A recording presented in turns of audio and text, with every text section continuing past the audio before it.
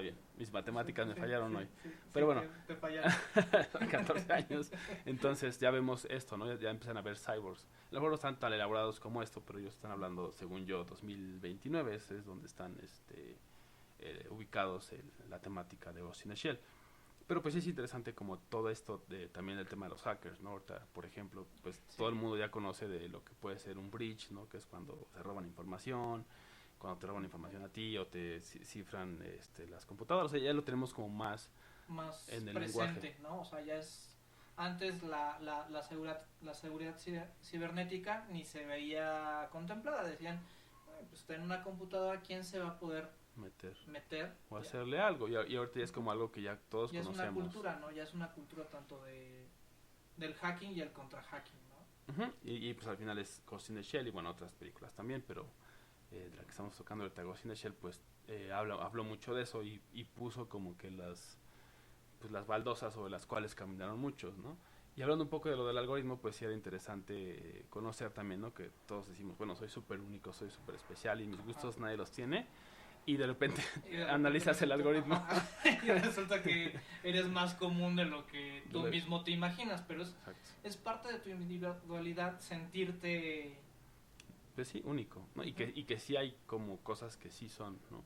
Las cuales todavía no pueden mapear, ¿no? Y a lo mejor al final termina siendo un 1% único, pero al final Pero es ese 1% que te hace distingue ser del otro que está a tu lado, ¿no? Entonces, interesante todo ese tema de los cyborgs, ¿no? De los algoritmos, de la tecnología también es como cómo interactúa con el ser humano y bueno, ya no nos metamos siquiera al transhumanismo, que ya es como para otro episodio, porque también hay películas Sí, que hablan de ello exactamente. y podemos como analizarlas también si les parece interesante, ya saben, nos pueden dejar el comentario, mandar un correo a contacto @ celuloide.live, Twitter, Facebook, nos pueden encontrar. Y bueno, ahora los dejamos con algo de Ghost in the Shell y regresamos en un momento más a esto que es celuloide.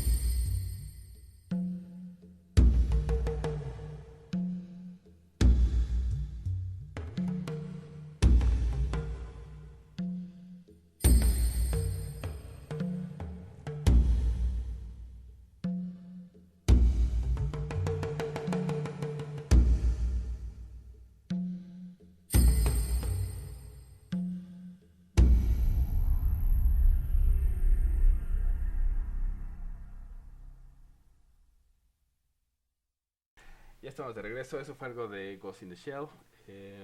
Y queríamos hacer la aclaración, ¿no? Sí. Precisamente ya que tuvimos el tiempo de... En el aire del tiempo. Por eso nos dedicamos a las sociales y no a las matemáticas. No, sí, la corrección era que pues son 24 años ya de... Sí, desde que salió Ghost in the Shell, la animación. En el 95, entonces pues se pueden dar cuenta, ¿no? De Y todo eso. el manga es todavía Más viejo, más claro, viejo. sí. Entonces, pues sí, ya tenían todo este camino recorrido sobre lo que ahora pareciera estar siendo... muy latente. Sí, y parte de nuestra realidad, ¿no? Sí. Y cambiando radicalmente de género y de tema, Como casi no hacemos. ajá, nos vamos a los samuráis. Nos vamos a la época de los Ronin y nos vamos con un poco de gore porque esta película tiene su buena dosis de gore, pero la historia vale mucho la pena. Me refiero a The Sword of the Stranger, así le pusieron en inglés. En español se llama El Samurái sin Nombre, en el cual seguimos las aventuras de un niño huérfano, el cual es perseguido por un culto y de forma casual pues llega a toparse con este samurái que es un tanto atormentado por su pasado en batallas anteriores y había decidido no volver a usar su espada. Y lo cual es interesante, si se acuerdan también del episodio de Akira Kurosawa y Sofía Coppola, pues también hablábamos, ¿no? Kurosawa tocaba el tema de los samuráis y también es justamente esta época de Sengoku Jidai, que era cuando estaban los diferentes daimyos o señores feudales peleando entre ellos, ¿no? Entonces está ubicado en esto y al final también por eso usan este recurso del gore, ¿no? De la sangre, de las vísceras, como de esa violencia explícita, que si bien no tampoco es de gratis, digámoslo así, sino que sí tiene que ver completamente con ese contexto, ¿no? Fue uno de los periodos pues más sangrientos no solo de Japón, sino también de la historia mundial. Entonces, pues al final representarlo ahí es parte también de esa narrativa, ¿no? Esta animación fue hecha por parte del equipo de lo que hizo en su momento Cowboy Bebop, que es un muy buen, ese sí es una serie que próximamente quieren hacer una serie, no me acuerdo, en Netflix. Una película, creo que sí. Sí, una película. Habría que ver, igual vemos. Que ahí también Netflix pues nos ha decepcionado, ¿no? Yo creo que demasiado. Sí, al final como abarca tantas cosas, pues también ha tenido como aciertos, baches. pero Ajá. también ha tenido baches, ¿no? Entonces, si les gustan las peleas estáticas y dinámicas, momentos de tensión bastante fuertes en los cuales se puede romper el viento con el filo de una espada. Y que tiene mucho que ver como con esta estética del western, ¿no? Ajá. Por ejemplo, que es como ese momento de tensión cuando están como dos personas en confrontación a punto de... Exacto, es como esa tensión es lo que pueden ver acá, con otro estilo, ¿no? Porque al final hablábamos de eso, ¿no? Como la animación también te permite hacer eso a veces distinto a como lo puedes hacer con personas, ¿no? Y también pues entra mucho el estilo de dibujo, por ejemplo, el estilo de animación que utilizan. Entonces este estilo es un tanto exagerado, entonces nos permite jugar un poco hasta con las leyes de la gravedad, la cantidad de sangre que puede existir en un cuerpo humano.